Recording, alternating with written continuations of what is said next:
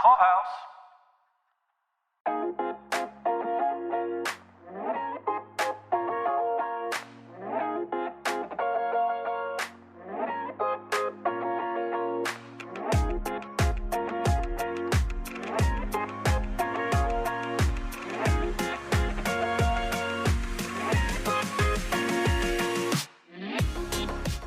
Welcome to Decorating the Set from Hollywood to your home with your hosts, Beth Kushnick and Caroline Daly.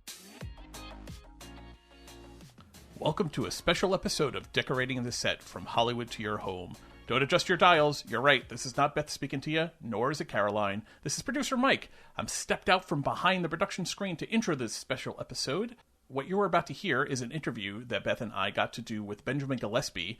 Ben is the owner of and the artist behind the custom lighting design studio Ovuud. He's an amazing artist based in Philadelphia. Take a listen to the interview. We talk about how he gets inspiration, how his unusual and non-traditional path to becoming a designer went, and how he got to be where he is, how he combines all of his wood texture fixtures with cutting-edge LED lighting, why that's important, how his business has changed with the revolution of LED lighting, how his business changed through the use of social media, especially during the pandemic.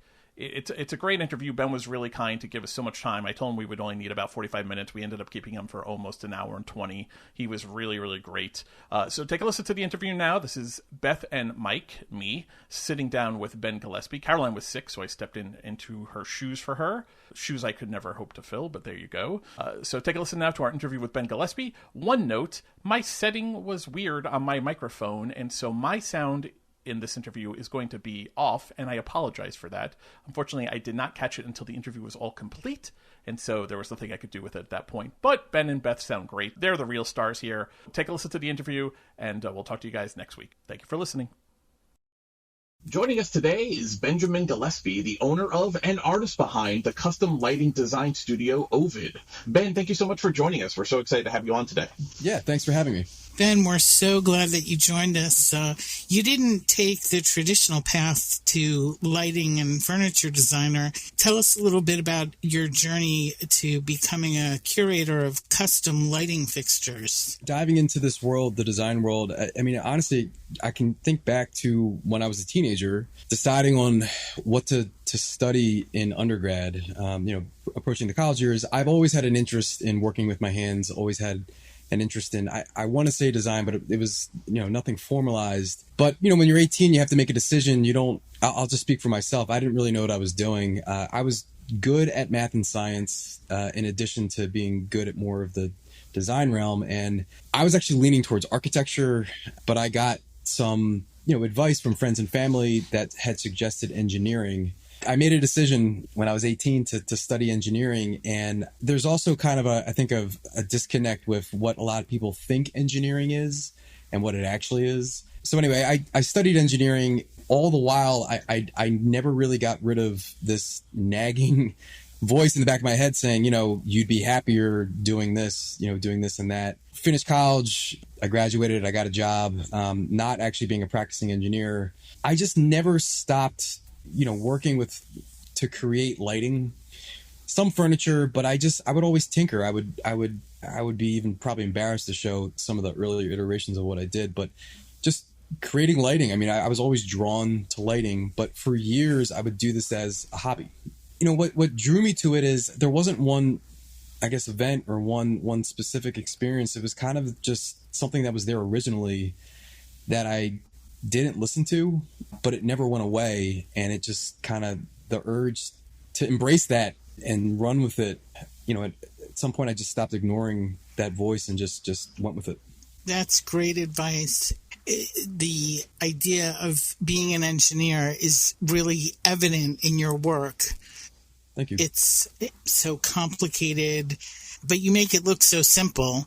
Every part of your background is coming out in the current creations. What about your work as a patent attorney? I appreciate you saying that about the work and tying it into the engineering background. I do think I try to approach, aesthetically I have a certain approach, but also a functionality aspect. I try to keep certain things in mind. I do think the engineering plays into that. But from the patent standpoint, I was finishing undergrad. I knew I was really fortunate to study in a program in undergrad. It was a robust co-op experience. It was a work study experience. So I got to work in industry for 6 months at a time. That's awesome. Yeah, it was great. I mean, it was great in the sense that I learned I didn't want to do that. And, but that's really valuable because I think, a lot of young adults, they graduate and they don't know what they want. And at least I had some idea of what I didn't want to do. So I graduated undergrad, or I was finishing undergrad, and I knew I didn't want to work, some R&D lab, which, for those that do it and like it, that's great. I just knew it wasn't for me. But I just spent time getting an education in a certain area. And I was like, well, is there something I can do with this background? I forget exactly how I learned about it, but, I had started to learn a little bit about the intellectual property world and how patents can, something you can do with a technical background and still use it without actually doing applied engineering. So I did some research into it. I maybe went to a career fair. I decided this would be maybe a good in-between, and I applied to a job at the patent office it's in Virginia, but the Washington, D.C. area.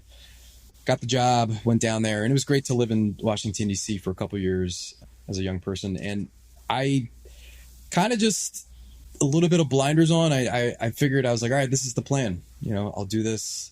I liked that job enough. And in retrospect, I think it was certain things about the job that I liked, not necessarily the core of the job, but, I kind of just made a plan to go to law school and become a patent attorney and didn't, again, before really embracing that nagging voice in the back of my head saying, do something else. I made a decision to go with it, and I saw it through. And so there are things about being a patent attorney that are pretty intellectually, satiating, I guess.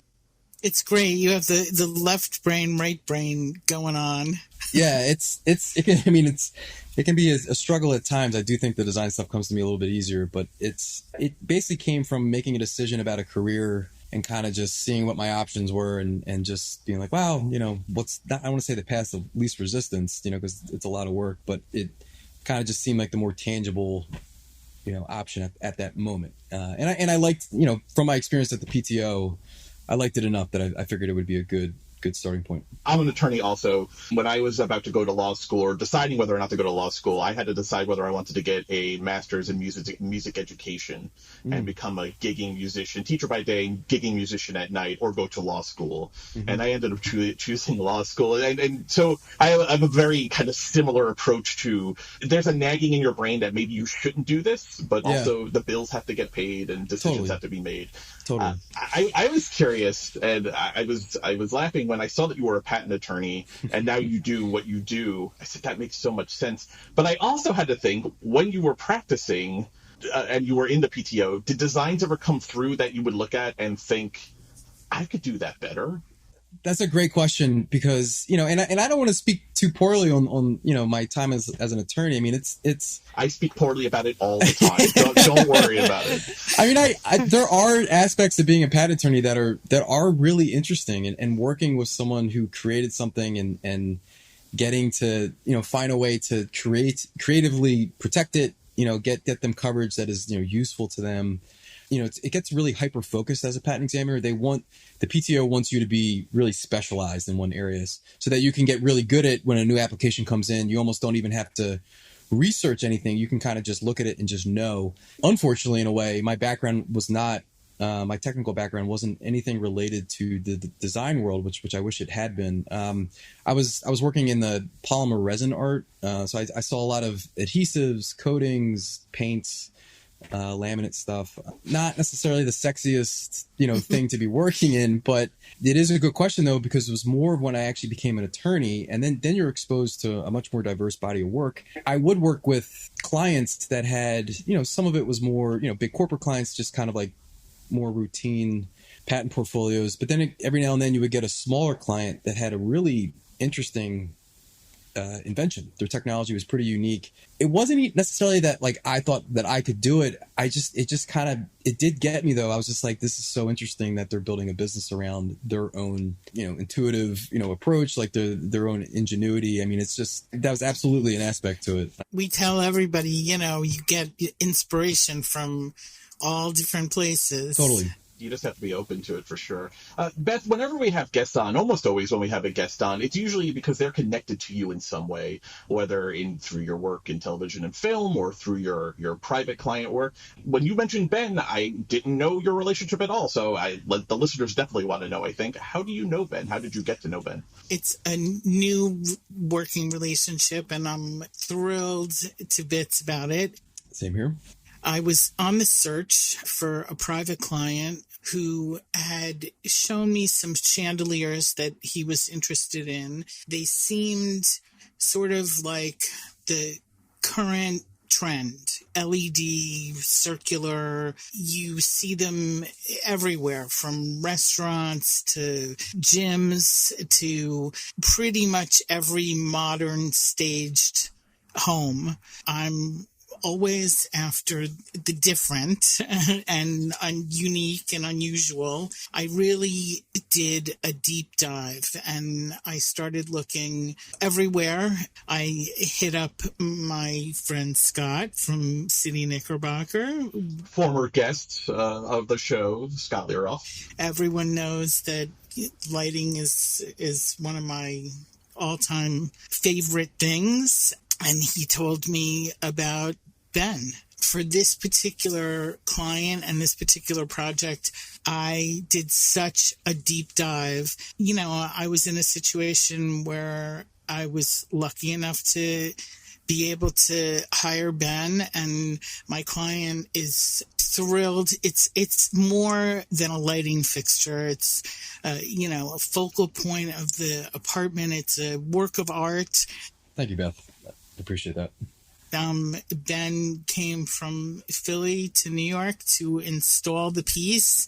So we sort of all had this incredible experience. I just felt like he could really speak to everyone out there, both about film and television. You know, we'll get into the LED of it all. It's sculptural and like showpiece. This, when we talk about high, low, and where you would spend the money, and to get something so unique and literally custom made. I mean, the most incredible thing, it just all came together. Like, we ordered a dining room table. It's over the dining room table. It hangs in my client's apartment.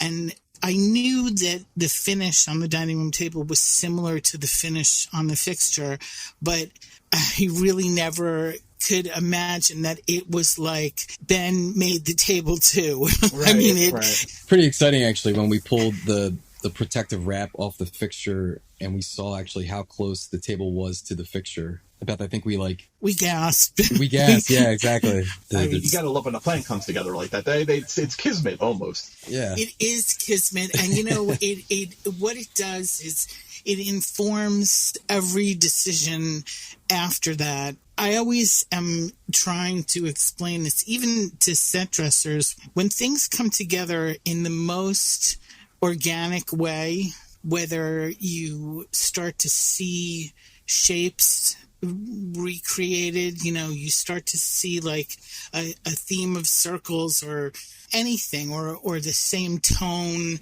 repeated, like, not that we didn't mean it, but I always say, we joke, hey, it looks like we meant it, but it just happens in that way. When everything starts to sing, you see it, you feel it. We didn't have all the furniture in this apartment. We're still working on it, but you can see that the fixture informs so many other choices, even things that we're still acquiring. It's a standout. It's an incredible piece. Beth, I really appreciate you saying all that. And then one other thing I'd like to add, your selection of the table. So the finish paired extremely well, but also just the shape of the table too. It was an ovular table, and the fixture, it just, the front, I guess to the listeners, like those who haven't seen it, the fixture has a front curve and a rear curve that ends up actually mirroring. I mean, the way that it talks to the table front and the rear curve of the oval of the tabletop, it works so well. We did a sort of unusual thing within the space because of the shape of the fixture. The table sort of sits on an angle, and it wasn't even something that I thought we were going to do when we bought the table and the fixture. It just all came together, having a creation and a special piece like this, and then having the artist there for the installation. It was like all part of the process, Ben, I was reading an interview you gave with Dwell, and you had this quote that I liked, but I want to dig into it a little bit more. You're talking about your design aesthetic, and you said, quote, "It's dictated by what the material can do." Dig into that a little bit more. How does the functional aspect inform your design choices? So the technique that I use, and I'm expanding actually out, I'm not expanding away from the technique, I'm expanding in addition to the technique, but I use a lot of bent lamination. Just to give a quick background, bent lamination is a technique where you can curve wood by breaking it down into individual plies or layers, like thin layers. And there's a whole process that I do, but you can then, by making them thin layers, they're pliable, and you can bend them, and then you glue them back together in the bent shape. Once the glue dries, that's how it retains its curved shape. When I approach a layout or just kind of like a general idea, I'm pushing the issue there. I'm saying, hey, I want this shape to be this. And the way that I consider it, as far as the push back on the material, well, the wood's only going to be able to bend a certain way. If you're just straight up carving a block of wood, maybe you can approach it differently. I don't do a lot of that. I mean, there's limitations even within that. But in terms of using bent lamination, creating a form and getting a certain type of curvature out of it, no matter how hard you push it, so I use steam bending, and that really kind of makes the wood even more pliable, and there's certain limitations with that. But in the end, there is going to be a limit on how you can twist the wood, how you can bend the wood, how you can pull things around. I've learned this actually over the years since I've been doing this, where, I almost was too ambitious on some layouts initially. I was familiar with this technique even previously before I started, but you learn even more as you go that there's just a limit. So now... But it looks limitless.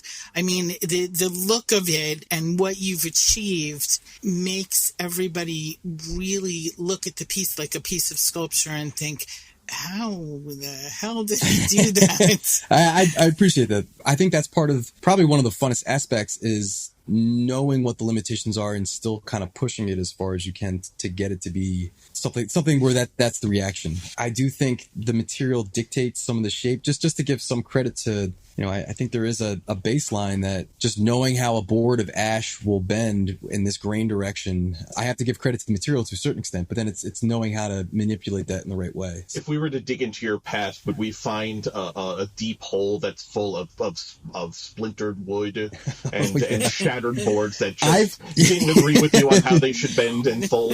There could be like a third of my shop could be filled with stuff like that, or at least at one point it could have been. I'm heavily relying on social media, at least I was previously, to build the business up. And I was thinking about doing an entire post on just the failures. I mean, it's not to get too much in the nitty gritty unless everyone wants to hear it, but there's a certain type of grain. It's like a cathedral grain on the board that looks really good in my opinion, but it bends terribly. So so if it's now you have the aesthetic, if you finish it, it'll have this beautiful like cascading grain. But I know that if I need to get really crazy with the bend, the grain is essentially going to, just a single board can delaminate. That's happened to me a lot actually with like really complex bends. I feel like I'm like 90% there, and then all of a sudden I hear like, and I'm like, I start screaming in the shop, start cursing, and then it'll snap and break, and I'll have to redo the bend. My son took a wood shop course last year, and his teacher did a whole section on salvage wood. Basically failed wood projects that they were then reclaiming and then making into, like, giving it new life based on the imperfections and the broken wood pieces of it. So I don't know, if you ever get bored for it, you can always open up like a secondhand shop of reclaimed wood projects. Totally. So I made this one into a cat. It was supposed to be a lamp, but now it's a cat wood thing. Even have it be a lamp as is, that could be part of the story behind it. I love that. So we know that your pieces are all designed by hand. What's the process? Where do you start? Is it the size of the piece? It's oh man, I love this question because it's previously I saw it as an advantage and also a disadvantage in a way. Having not gone to a formal design, I don't think you necessarily need higher education to be good at something. But I think higher education can be really helpful in refining a process, teaching kind of like people have figured this out over the course of X amount of years. Like this is a good way to do it. I'm an extremely visual person. I can just think of ideas. I rarely ever sketch things down. I'll just have the idea come to me and then I just start building it. Mm-hmm. Previously, that's exclusively how I worked, and it's great for prototyping with the expectation that your prototype is going to be extremely rough, which most prototypes are, I guess. But there's a lot of follow-up on troubleshooting. I think what I've learned, in the past 5 years since I've been doing this is the value in kind of slowing down a little bit. I'm very much like an ADHD person. Sometimes it can be hard for me to kind of like control that impulsivity. But slowing down, not necessarily sketching it out, because sometimes that can feel like it's getting in the way, but there is value to it. You can think through things that you probably don't need to prototype on. You can think it through first before you actually get to building. I've been trying to deal with that and work through that because my gut instinct is just to dive in, just start cutting up material and just start working with it.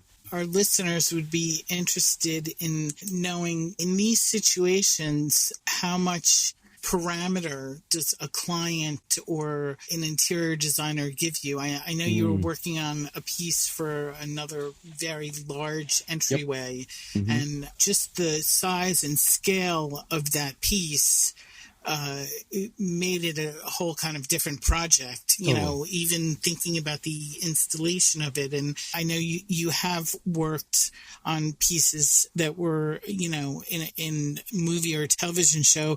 Of course, we're getting to the point where we have to accept LED as the new way of lighting. But you've, again, with being given parameters, you've made your fixture applicable for film and television. So, when you're designing a piece for a client, how does that relationship work? Do you, start off with these parameters and then go from there? I've learned communication is extremely important. It's having the meeting of the minds, making sure that everyone understands what's going to be what I need to build. The person understands what they're receiving. And this is part of like the paper to pencil thing that I've had to fight to kind of really embrace in a way. Not anymore. I totally see the value of it now. But typically when I work with, a big custom project like the one I'm working on now, the conversation was, this is the size of the room. We're thinking the volume of the piece should be, this one is 10 foot by 10 foot by 2 feet. I sit down, that's the first thing that I'll need is that volume. And then I think about what could work in that space. And then the limitations that I have are, you can only have so much LED run before it starts to be, more than, it's not even a safety issue. It's partly a safety issue, but like it's just too much LED. The hardware will fail, or there's a thing called voltage drop. There'd be too much voltage drop. I set parameters for myself, but knowing what their target size is, and then from there I can play around with layouts that aesthetically would look good, keeping in mind the technical limitations that I'm aware of. But it all starts with the target size of the space that's going into. A big, I don't want to say a hurdle, but something that I've had to, address in this like overall endeavor is coming up with standard sizes. Hey, this is dining room tables are typically this size, so let's make a fixture that's kind of a set size to this. Then balancing it with the truly custom stuff.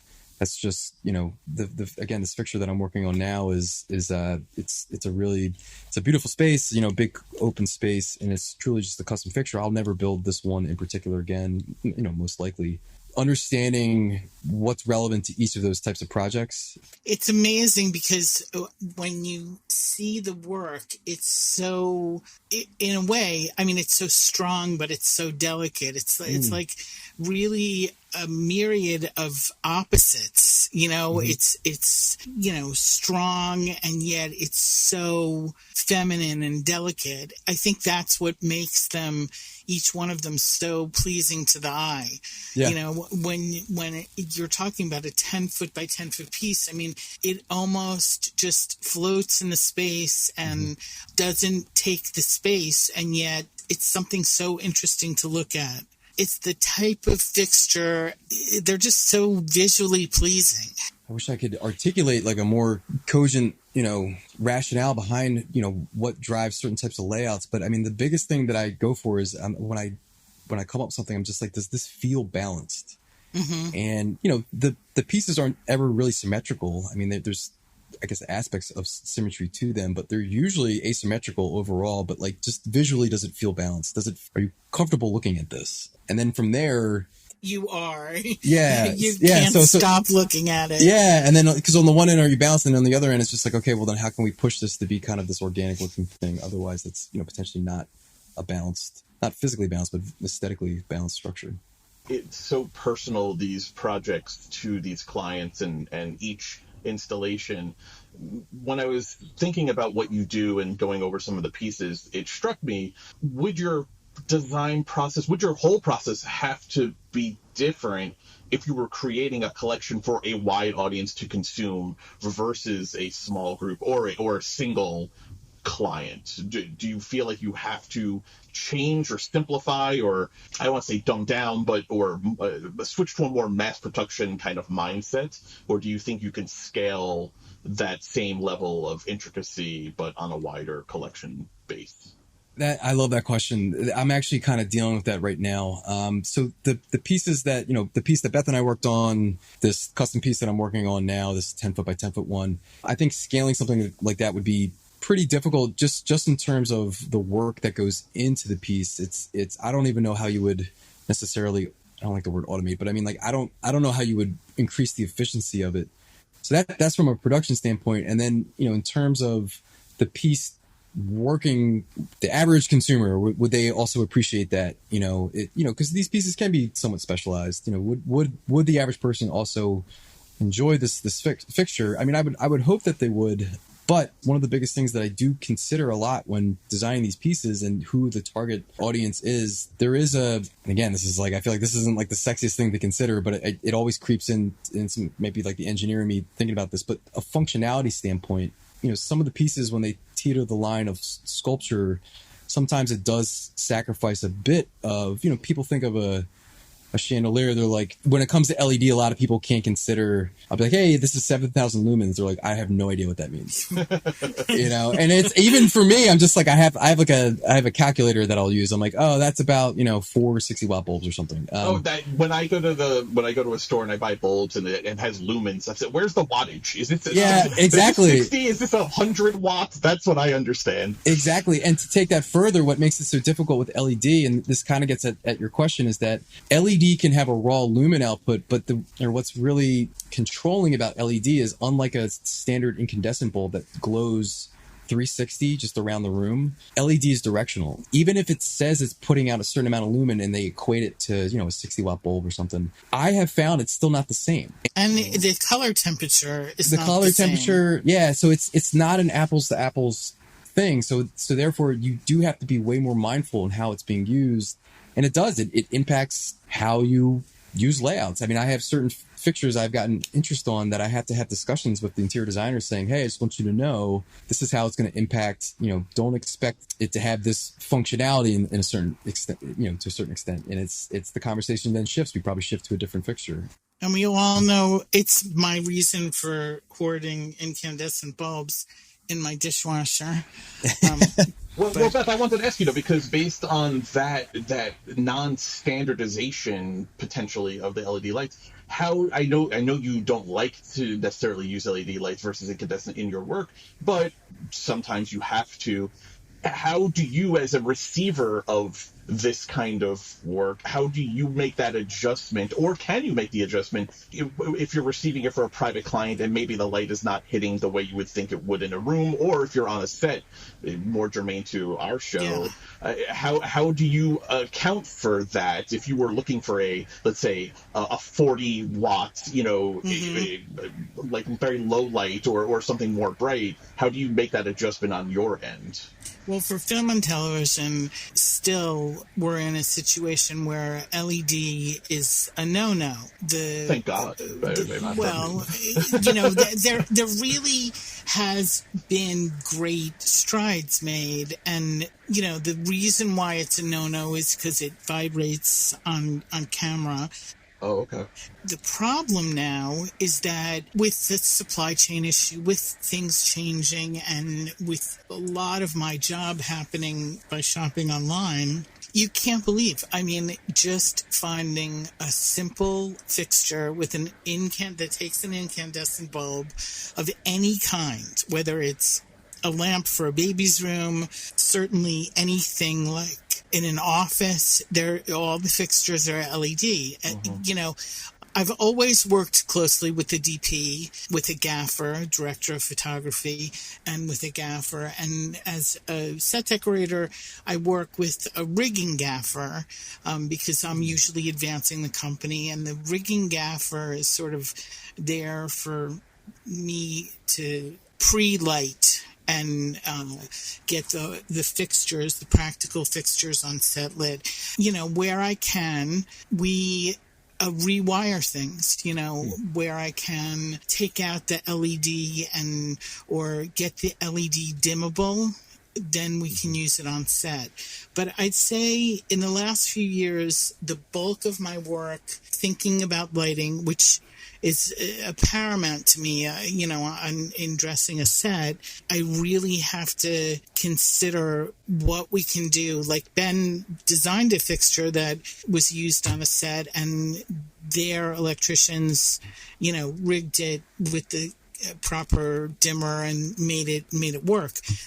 For private clients, this whole concept of lumens and what the numbers are, honestly, I'm still learning. That I'd say is really an area where I still have work to do, and I'm working on it currently. I just went to buy sconces that are for the same client, and it's so hard to do that translation and to, I've always known what a fixture would look like, but I don't really know now with the LED. So it's a process. It's a new world. And to add on to that, they have LED bulbs that are kind of similar to the incandescent. And then there's LED strip, that's primarily what I use. And even with that, like, each one can have a lumen rating that can be the same, but even they're being used differently because LED strip is very directional. The lumen rating is not what controls anymore. It's very intimate. I love it because it can allow an artist like Ben to create what he creates. Right. But, in the real world, I wish that we were all having incandescent bulbs. I think that the wrong color temperature, you could do your whole house renovated or a new house, and, you walk into these places with tall ceilings and vaulted ceilings and beautiful spaces. All the lights in the ceiling are these odd temperature LED light bulbs. That's always the first thing I recommend changing. If you're not going to change them to incandescent bulbs because you can't, then at least they're developing so many new warmer temperature LED lights. What drew you to deal with LED lighting versus using incandescent in your fixtures? And how would you say, because you've probably been working in this industry now as LED really exploded, would you say it changed the industry of lighting? And if so, what do you see as the pros and cons versus the more traditional incandescent? I've always, even in the hobby days, played with both incandescent and LED, but I was way more drawn to LED just in terms of what you could do with it. So, in addition to lighting, I've always also been fascinated with woodworking. So just from a safety standpoint, being able to embed LED into wood so intimately, which was like kind of a driving force on like the design aesthetic of what I'm going for. To Beth's point, like I couldn't do that with incandescent because it's a safety concern. Right. And it's the heat, exactly. LEDs get warm, but they'll never approach, an unsafe temperature. And at least in that application, that was a big driving force, knowing that I could safely do it, but also strip lighting in particular. I've always been drawn to these, creating a curved form and then having, an LED follow that curve. So that was kind of what immediately drew me into it. And then to to your point just now, I think there was a little bit of synergy going on, that the timing was really good for me because I had been doing this, and then suddenly LED started to get really good. Maybe not from a film standpoint, but for like residential applications, they started to get a lot better than they were in the 2000s. Suddenly, they're starting to be cheaper. The CRI is higher. Well, you can tell that it's gotten good because it's literally taken over the market. Totally, and you still have to get the right kind. I mean, back to your point, if you get a bad kind, it can look horrendous. But yeah, you could go into Marshall's though and buy 15 changing color LED strip lighting for your kids' room for $10. It's really become ever present everywhere. Yeah. Yeah. I guess one other driving force I see with the LED is in how it changes how lighting is being designed and being used in the home, at least. You can design fixtures differently now because you can kind of anticipate. The LED I use it has a lifetime warranty. It has a minimum rating of I think it's 50,000 hours. So let's say you're using that 4 hours a day, that's decades worth of use. That changes now how you can consider something versus if you have an incandescent driven fixture where you're going to have to maintenance it much more frequently. You still have to be able to maintenance the fixtures. I design all my fixtures to be maintenance. They come apart and you can pull the LED out if needed. But I do think it changes how you can design a space because now you're more limited in some areas, and Beth touched on that in color, temperature, and maybe the flickering, which does happen. But you also are opened up in the sense that you can use this with just set it and then forget it for potentially 10, 15 years. I think it's also changed.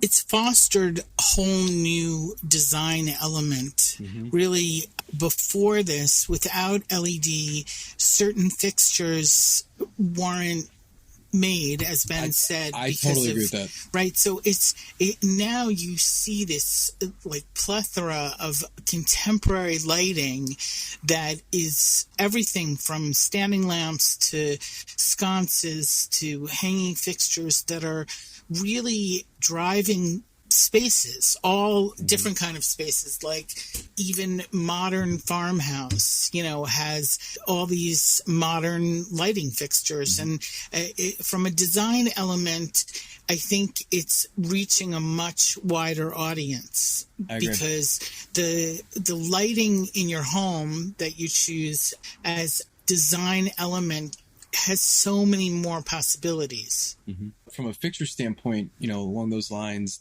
ceramic artists probably always could use it because ceramic can deal with heat pretty well. But you can have potentially paper artists or just different material mediums now can be opened up to lighting in a way that couldn't happen with incandescent because again, LEDs just kind of enables that.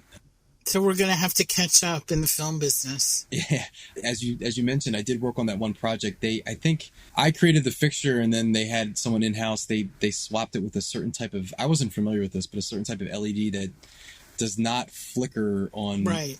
Yeah. It's a certain dimmer. Exactly. That must have been it. Technology will always find a way, but I wanna go to the other part of your fixtures, the wood aspect. Reading up on Ovuud and your work, I saw that you use all locally sourced materials. Mm-hmm. The fact that it stood out to me made me wonder: is that important to you? If so, why is that important to you? Probably the most important aspect is using the best material.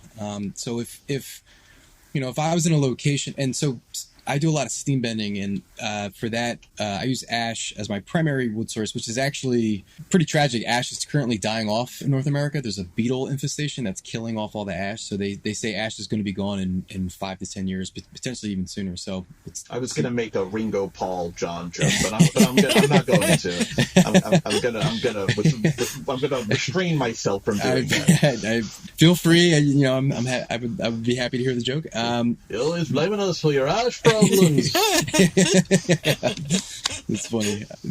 Either ash or oak, and there's fortunately there's enough oak to supplement, but ash takes stain extremely well. Red oak is red, and white oak is just a different beast. But if I was located in a place where ash and red oak were not readily accessible, I wouldn't take a local resource. I would potentially have the best material shipped to me. I kind of got the best of both worlds. I do value being able to support local material resources while also getting. Pennsylvania is a really good location for sourcing ash and oak, actually. The best of both for me, but I do think it's a little bit of a balance. Well, that kind of leads me to my next question, though, and this, again, just going towards what inspires you, whether you're maybe consciously or subconsciously, is being in Philadelphia and having your studio there and working there.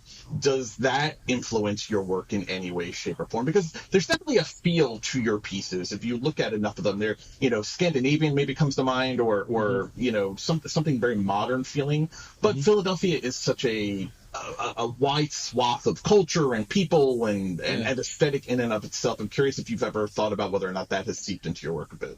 I mean, not to say that it hasn't, maybe in a subconscious manner. I don't know if I consciously can think of something that it has. I mean, I'm born and raised in Philadelphia. I lived here most of my life. I've worked in D.C. for a couple of years. But, I mean, I'm sure being a Philadelphian has influenced, it had to have influenced somehow. But I probably can't articulate, if it has, how it influenced me. Well, it's not a test, but if you ever come back, we'd like an answer, though. Yeah, for sure. I'll think about it. I'll give that some thought. Sitting on like the rocky steps, bending your wood.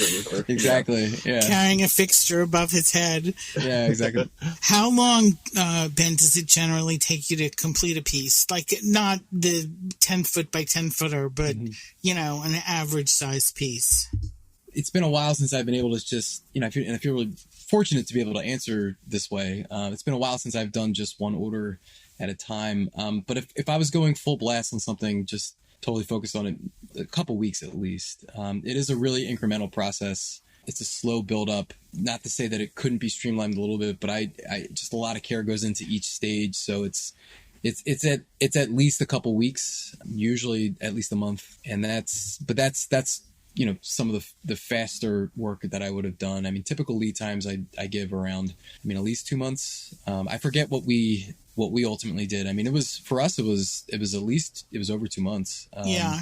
It might not be working on a movie schedule or a TV schedule, but when it's a showpiece, you got to be patient. Yeah. Yeah, for sure. And also, people should understand, you're not walking into a factory with 1,000 people. It's you. Yeah, it's right. It's you. So there's an expectation there too that it's part of what you're getting with the product. For sure, and it's interesting. I mean, I honestly, it has been a little bit frustrating at times to get interest from potential partners to work with, and I haven't been able to give them a lead time that would work for their project. And no harm, no foul or no bad blood or anything. It's just like I need something faster. I am actually working to create a secondary line. I've invested in like different tooling that'll allow me to kind of generate work faster. It's going to be a different process though. It's not going to be this bent form. It's still going to have a lot of curved housing to it, but it's just a different way of making it. You got to knock off yourself. Yeah, exactly. Just constantly innovate, and if part of that is innovate in the method of production, even if it requires something completely different, at least something to explore. So you said earlier that social media plays a big role in your business. Mm-hmm. Tell us how you got started and how the company came to be.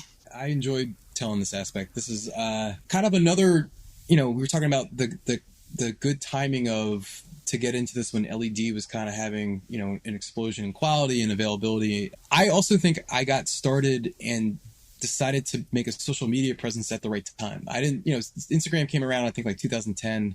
This didn't become a formalized endeavor until around 2017, 2018, I think. But I had made an Instagram account for lamps, and I was just, I would post once every like 6 months or something.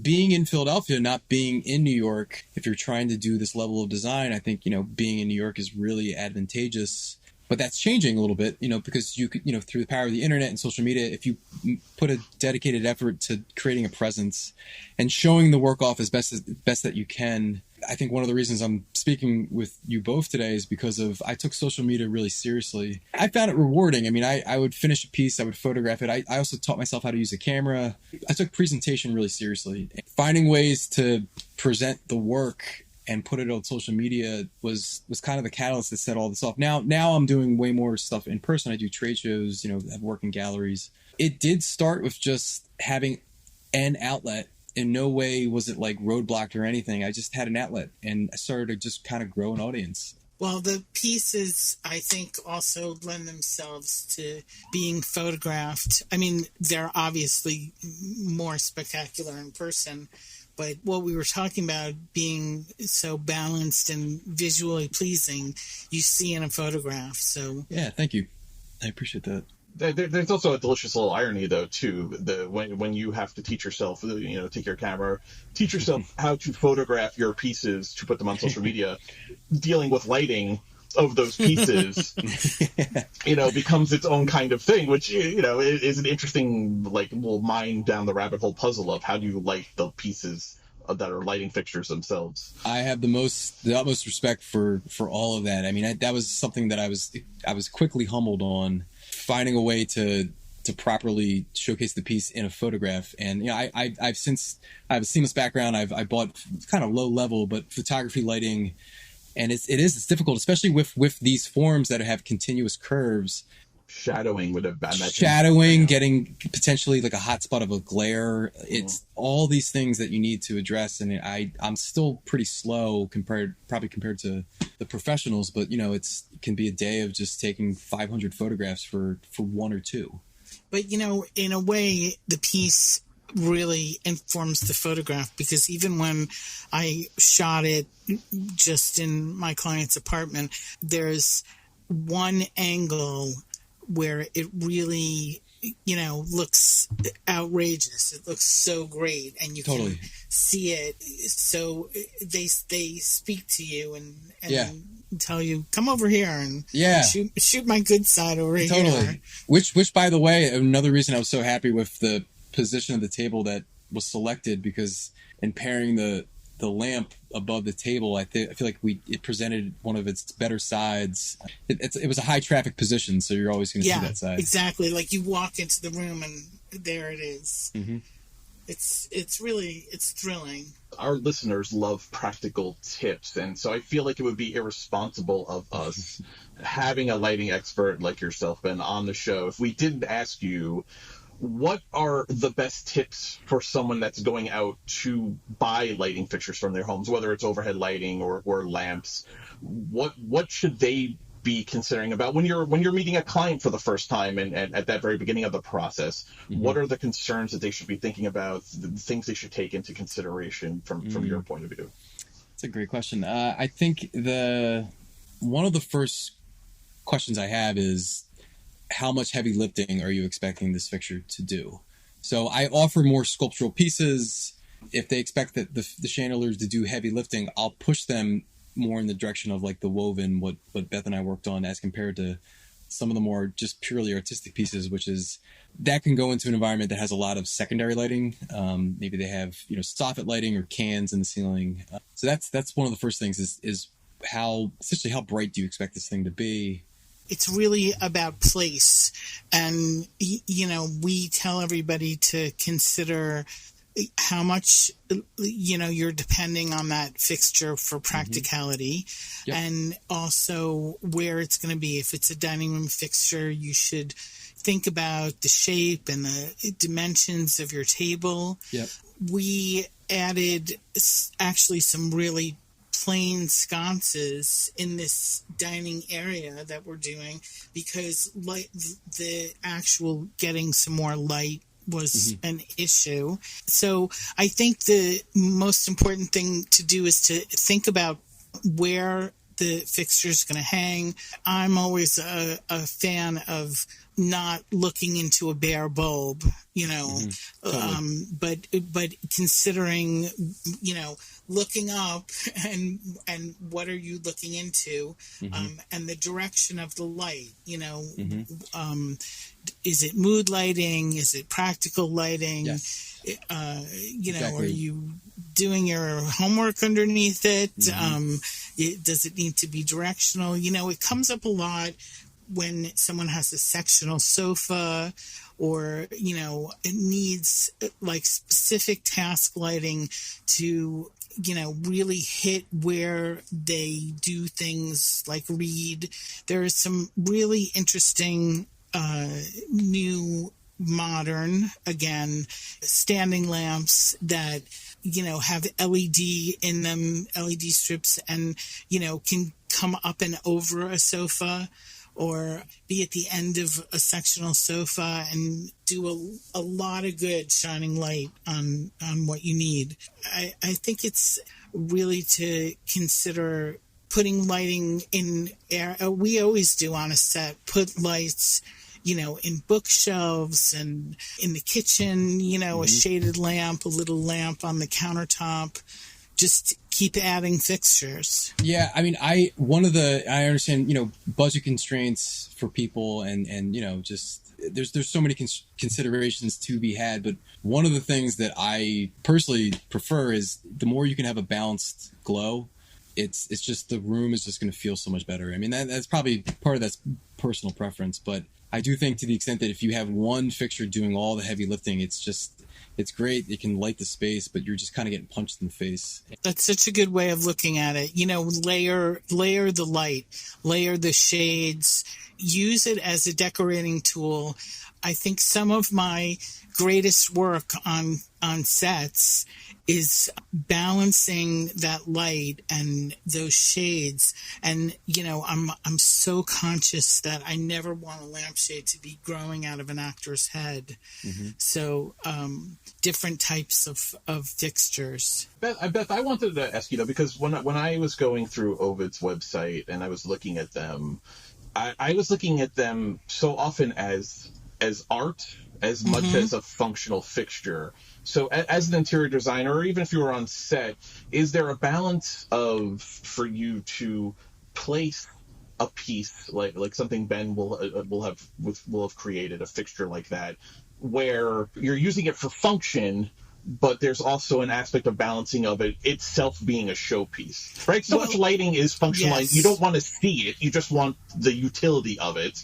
But then there are things you don't want to hide something that like Ben has done. You want to showcase a bit though too. I don't want to have anything fight with it. The rest of the lighting fixtures in this private client interior only complement the fixture because they're almost non-fixtures. I would never take away from this kind of creation. In this particular case, the finish is black. Any other fixture is black. It's just about glow. I wouldn't want to take away from it by looking at a fixture and saying, oh, that's a cool fixture, because the one and only great showpiece is the dining room chandelier. I would say, if you end up having a showpiece in your home that's like that, support it with fixtures that just glow and don't really read as anything in particular. And it's interesting, too, that supplementary fixtures, the secondary fixtures, they don't even necessarily have to be that powerful. Like a little goes a long way in balancing that out, just kind of to fill out the space. The cumulative effect is it's fantastic. Ben, I think I know the answer, but we're talking about you a little bit, almost like you're not even here. So we're talking about your work and the things you make. So I want to take it to you. Do you think that you make functional light first and art second, or do you make artistic pieces that give off light? It really depends. I mean, in terms of, I don't think there's one answer to that. It's really what the goal is. So I have a piece in a gallery right now in New York, and this was designed specifically for the gallery. And one of the conversations I had with the gallery owner was, can I go nuts? Can I make this? Can I throw functionality out the window? Ultimately, this is a lighting sculpture. This is a lighting piece. It does light the space. But we decided to try this. That completely opened up the door to trying this new approach. And, there's certain refinements that need to be done. But I think you can go that route of just saying, I'm not going to worry about functionality. And I have other pieces that are like that as well. Does that excite you in a way that maybe just making a lamp doesn't? It's so exciting because it's I guess I'm goal oriented in a way. Like I'm achieving a different type of goal. So the whole process is, even though there's a lot of overlap, it feels different. When you're going a more task route, it is the bumper rails on the bowling lane are there. You have to stay in the lane. You can't divert from that too much, because then suddenly it's no longer a function out. It has gone outside the boundary of being a functional lamp, that if it's marketed as a functional lamp and then it doesn't perform that way, you're going to run into issues. So I've been told from peers and just, friends, whatever, that I'm a little bit too strict on myself about that. But I think it's important. I think if people are going to invest in a piece like this, the expectation needs to be met. There needs to be a meeting of the mind, because, regardless, if you want something more in the art realm, as long as everyone's on the same page, that's great. That's the engineer in you, and not so much exactly. the artist. I was going to say the same thing. It's the right brain, left brain. Yeah, that, and even maybe some of the lawyer in me. It's just like, yes. It's very like Spock if you're a human and Vulcan. Yeah. Together, But it's really important to me, because I'm very thankful for every opportunity to make a lamp for someone that I get, and I think communication is so important, and I think it also informs the way that you deal with the designer and the client, and I think that's what raises it to a whole other level. I know it's unusual sometimes to have the creator, there for the installation, but the way in which you approach it really speaks volumes, and it just is it's the perfect combination of the artist and the engineer. I really appreciate that. And part of this is, some war stories. I mean, I've also learned over the years the importance of this. I mean, early on, there was some not proper communication, and I had to deal with some situations where some parties weren't that happy, and I had to deal with that. And I'm in the end, I guess I'm thankful for the learning experience, but I just never want that to happen again. Ovuud. Does it have a translation? What does that word mean to you? I was happy to have the pronunciation on your website. It's funny. I didn't want to use my name. I wanted a pseudonym. This is the IP attorney in me. I was like, well, of course I need something that I could get a federal registration on the trademark for. So I spent about a month playing with words, playing with letters to create essentially just a fake word. And I did a bunch of trademark searches. There was things that were a little too similar for the classes that I want. I eventually decided on, this, and it was free and clear. And I just like these letters, I guess. And I played with, different arrangements. And this, it's funny because I've had people say, your designs, they seem Scandinavian, they evoke that feel. I was at a design show once, and this woman from Norway came up to me, and she was telling me how much she liked the name of the studio and how it reminded her of some word from back home. But it feels like it. I went looking on translator.com. I was like, this is going to mean it's bent wood. Bent wood glows in Scandinavian. That would be hilarious if it did. No, this was a totally made up word just for the sake of knowing that I would be able to get a federal registration on the trademark. Very Haagen-Dazs of you. I love it. Yeah, exactly. That's great. Ben, what's next for you? I know you're working on that very large commission, but are there any other designs that you're working on that you'd like to tell us about? Yeah, so I kind of touched on it briefly before, but I invested in essentially this large machine. It's called a CNC machine, and I've been teaching myself computer-aided design, and this is going to be a whole new approach. I've designed some stuff with this at this point. Again, this uses a different technique than the bent laminate. Bent laminate's not going to go away, but I've just a couple honest conversations with myself about how much work the bent laminate takes. I would like to still do it, but not necessarily have it be the backbone of the business, because it's incredibly labor intensive, and it takes a long time. So if I can add to the business, using essentially things are still going to be hand finished, a lot of hand based, construction is still going to be implemented, but using this machine is going to allow me to, it's also going to allow me to create things that I basically could not do by hand, even with unlimited time. But I'm really excited to dive into this and see where this goes, because it's going to accomplish a lot. Can essentially expand the product offering. I can flesh out ideas that I've been sitting on for years, actually, that I haven't been able to figure out how to do it unless using a machine like this. That sounds great. Expanding the product offering is really the goal, because once everybody sees what you're capable of and what these fixtures look like, they're going to want one. Is this the buzzword like scalability? That's honestly a big part of it. As of right now, I feel so fortunate to be able to grow the business as far as I've grown it, but I see the ceiling where I'll be able to take this under the current operation. So I need to adapt and kind of evolve to the next step. This is how I see to do it. Yeah, I'm super excited for it. It's just, I wish there were more hours in the day, because it's just, as we all know, it's just like, it's so hard to, sometimes I feel like I'm getting blood from a stone, but it's finding time to work on this, hopefully get a little bit of breather once this next round of orders goes out the door.